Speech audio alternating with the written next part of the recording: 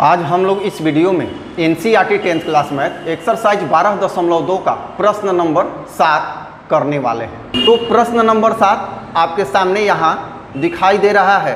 त्रिज्या 12 सेंटीमीटर वाले एक वृत्त की कोई जीवा केंद्र पर 120 डिग्री का कोण अंतरित करती है। संगत वृत्तखंड का क्षेत्रफल ज्ञात कीजिए। यहाँ पर संगत वृत्तखंड का क्षेत्रफल ज्ञात करना है। कौन सा संगत होगा? तो ये जो छायांकित भाग है यहाँ पर, ये संगत वृत्तखंड होगा।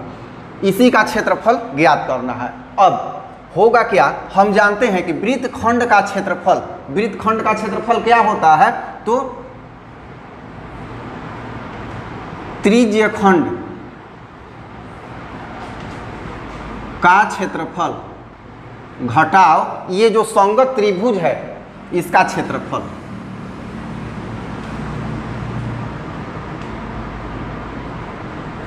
यहाँ त्रिज्यखंड, जो ये त्रिज्यखंड है OA, यहाँ से लेके यहाँ तक B, इसमें से यदि हम इस त्रिभुज को काट के निकाल लेते हैं तो ये छायांकित भाग बचेगा। प्रश्न में कह रहा है यही निकालना। लेकिन यहाँ कोण है 120 डिग्री, तो थोड़ा सा यहाँ समस्या होगी। चलिए आइए देखते हैं इसमें क्या करेंगे। यहाँ O से लेकर M तक अर्थात AB आधार पर हमने एक लंब गिरा दिया।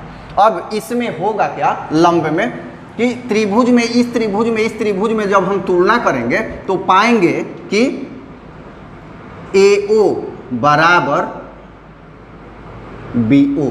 ये क्यों बराबर? क्योंकि O से लेकर A तक त्रिज्या, O से लेकर B तक त्रिज्या, तो एक वृत्त की दोनों त्रिज्याएं बराबर होंगी। अब OM बराबर OM, इस त्रिभुज में भी उभयनिष्ठ है, समझ में आ रहा है। और यहाँ कोण जो है 90 डिग्री है।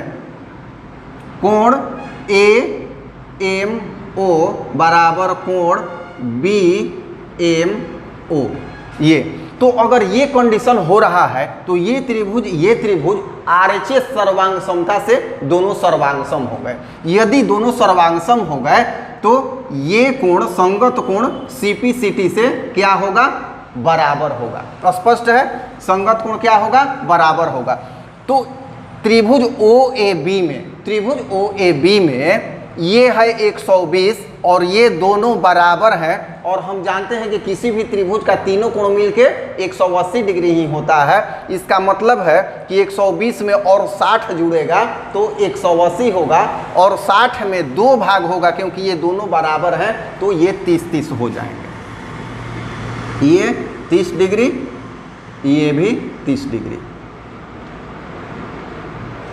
ये स्पष्ट है? समझ में आ रहा होगा। अब इससे हम क्या करेंगे कि हमें त्रिभुज का क्षेत्रफल निकालना है। त्रिज्यखंड के लिए तो सूत्र हम लोगों को पता है। ये त्रिभुज का क्षेत्रफल आधार गुना ऊंचाई करना है। तो हम AM निकाल लेंगे और AM BM के बराबर है, दुगुना कर देंगे, और OM भी निकाल लेंगे तो आधार गुना ऊंचाई हो जाएगा। अब यहाँ पर त्रिभुज AMO में, त्रिभुज AMO में यहाँ क्या है? 30 डिग्री है। और हमें इससे और इससे संबंध लेना है एक बार, और एक बार इससे और इससे, अर्थात एक बार हमें सम्मुख भुजा और कर्ण में, और एक बार हमें संलग्न भुजा और कर्ण में संबंध निकालना है। तो यहाँ पर करेंगे एक बार साइन 30 डिग्री। तो साइन 30 डिग्री के लिए ये सम्मुख भुजा होगा OM बटा OA। साइन 30 डिग्री का मान होता है 1/2 बराबर OM बटा OA है 12। तो यहाँ तिर्यक गुणन हो जाएगा, तो OM बराबर 12/2 बराबर 6। ये हो गया। OM क्या हो गया? 6 सेंटीमीटर यहाँ हो गया। लिख लेंगे OM बराबर 6 सेंटीमीटर। ये अब हमें ज्ञात करना है A से लेकर B तक। तो A से लेकर M तक ज्ञात कर लेंगे और दुगना कर देंगे तो A से लेकर B तक हो जाएगा। यही अब काम करेंगे इसी त्रिभुज में, इस बार cos 30 डिग्री, cos 30 डिग्री करेंगे। तो ये संलग्न भुजा AM बटा OA, AM बटा OA। cos 30 डिग्री क्या होता है, √3/2 बराबर AM, ये ज्यों का त्यों रहेगा और ये हो जाएगा OA बार, क्योंकि त्रिज्या है दिया हुआ है।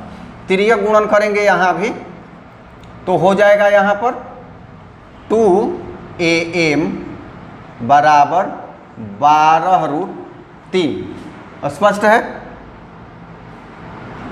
AM बराबर क्या होगा 12√3 बटा 2, ये कटेगा तो हो जाएगा 6√3। AM बराबर क्या हो गया 6√3। अब हमें AM नहीं AB चाहिए, तो AB बराबर 2AM होगा, क्योंकि AM और BM दोनों बराबर होंगे। तो यहाँ लिखेंगे AB बराबर 2 गुणा AM, 2 गुणा AM। तो यहाँ हो जाएगा AB बराबर 2 गुणा 6√3 बराबर 12√3 सेंटीमीटर। ये AB 12√3 सेंटीमीटर ये हो गया। अर्थात यहाँ से लेके यहाँ तक जो AB हुआ ये 12√3 सेंटीमीटर हो गया। समझ में आ रहा है। अब हमारा सारा डाटा हमारे पास मौजूद है। अब हम ये वृत्तखंड का जो छायांकित भाग हमने किया है इसका क्षेत्रफल निकालें। अब त्रिज्य खंड का क्षेत्रफल क्या होता है, तो वृत्तखंड का क्षेत्रफल अब निकालेंगे। तो त्रिज्य खंड का क्षेत्रफल क्या होता है, थीटा बटा 360 पाई r स्क्वायर और घटाओ त्रिभुज का क्षेत्रफल क्या हो जाएगा 1/2 गुना आधार गुना ऊंचाई, ये होगा।